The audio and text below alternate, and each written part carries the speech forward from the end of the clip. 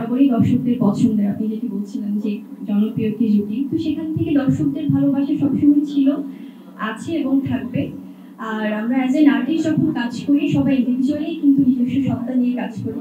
সেখান থেকে আমার মনে হয় যে যখন অন্যদের সাথে বা অন্য শিল্পীদের সাথে কাজ করি সেটাও দর্শকরা তাদের মতো করে আসলে গ্রহণ করে। চলচ্চিত্র তো আমার আরেকটা পরিবার, সো যখনই দেখা হয় খুব আপন লাগে, তার বাইরেও খুব মিস করি, বাট সম্ভব হয় না সবসময় দেখা করার।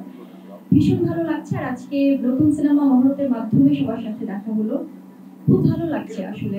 যেটি আপনি বলছিলেন যে নতুন চলচ্চিত্রে নিজেকে সম্পৃক্ত করতে পেরে, ঢাকায় দেবদাস ডেফিনেটলি খুব দারুণ একটি চলচ্চিত্র হতে যাচ্ছে, একটি ভিন্ন চলচ্চিত্র হতে যাচ্ছে যেটা দর্শককে বিনোদিত করবে।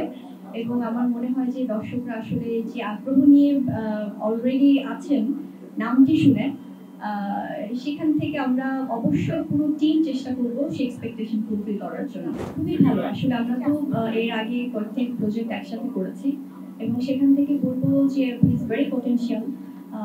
কারণ কো অ্যাক্টর বা সহশিল্পী হোক বা অন্যান্য শিল্পীরা যারাই থাকুক সিনেমাতে, এটা অ্যাজ আ টিম খুব ম্যাটার করে। তো সেখান থেকে খুব ভালো লাগছে যে আমরা আবার আরেকটি প্রজেক্ট করছি একসাথে, এবং এখানে আরো অনেক বিজ্ঞ অভিনয় শিল্পীরা রয়েছেন। তো আমার মনে হয় দর্শকরা নতুন করে আসলে আমাদেরকে আবার দেখবেন। আমি জানতে চাই হচ্ছে যেহেতু একটি হিস্ট্রিক্যাল সিনেমা এবং একটি অঞ্চলের ভাষাগত বিষয় আছে, সেক্ষেত্রে দুজনের কাছে প্রশ্ন যে আসলে যেহেতু হিস্ট্রিক্যাল সিনেমা সেখানে প্রস্তুতি কেমন, যেহেতু ভাষাগত এবং কালচারাল একটা সিনেমা, এটা সবকিছু মিলে একটা প্রস্তুতির একটা বিষয় আছে, হঠাৎ করে যে শুটিং এ নেমে গেলে কিন্তু হবে। সেক্ষেত্রে দুজনের প্রস্তুতি আসলে কেমন? খুব সুন্দর প্রশ্ন করেছেন। প্রস্তুতি তো অবশ্যই, কারণ যে কোনো সিনেমার আগে প্রস্তুতি অবশ্যই নেওয়াটা খুব প্রয়োজন অ্যাজ এন আর্টিস্ট।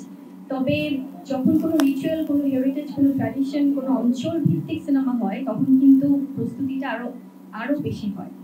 তো সেখান থেকে আমার মনে হয় যে একজন ঢাকাইয়া মেয়ে হিসেবে যখন আমি নিজেকে উপস্থাপন করতে যাব দর্শকদের সামনে, আমার শতভাগ চেষ্টা থাকবে যেন সবাই ঢাকাইয়া বুদ্ধিকেই দেখে, বা যেটাই আমার থাকবে ক্যারেক্টারের নাম।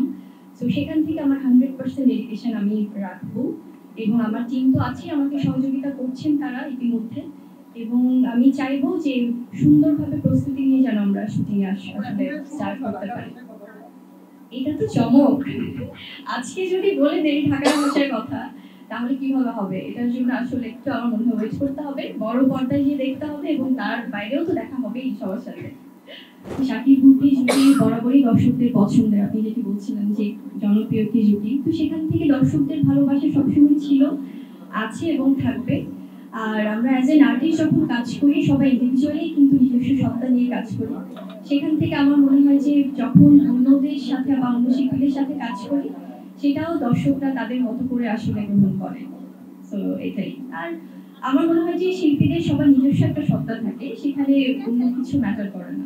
আমিও প্রথমে যখন নামটি শুনেছিলাম আমার কাছে সেম কোয়েশ্চেনটা এসেছিল মাথায়, বাট যখন আমাদের বিজ্ঞ পরিচালক জাহিদ স্যার আমাকে বলছিলেন যে এটাও কিন্তু ঢাকায় সংস্কৃতির সাথে সম্পৃক্ত, দেবদাস শব্দটা, এটা স্যার ভালো বলতে পারবেন অবশ্যই, বাট তারপর যেহেতু প্রশ্নটি আমার কাছে এসছে আমি বলি, কারণ ওখানে বোধহয় একটা ব্যাপার আছে যে যারা প্রেম ঘটিত বা ভালোবাসা ঘটিত কোনো ব্যাপারে সবাই কিন্তু ইটস নট যে আসলে আমাদের এটা হয়তো ঔপন্যাসিক ব্যাপার বা ইতিহাসে এসছে যে ব্যর্থ প্রেমিক মানেই দেবদাস নাম, কিন্তু ওখানে কিন্তু ভালোবাসায় পড়লে বা প্রেমে পড়লেও কিন্তু একটা ব্যাপার আছে যে ঢাকাইয়া দেবদাস, মানে ঢাকায় একটা প্রচলিত ব্যাপার আছে দেবদাস বলে।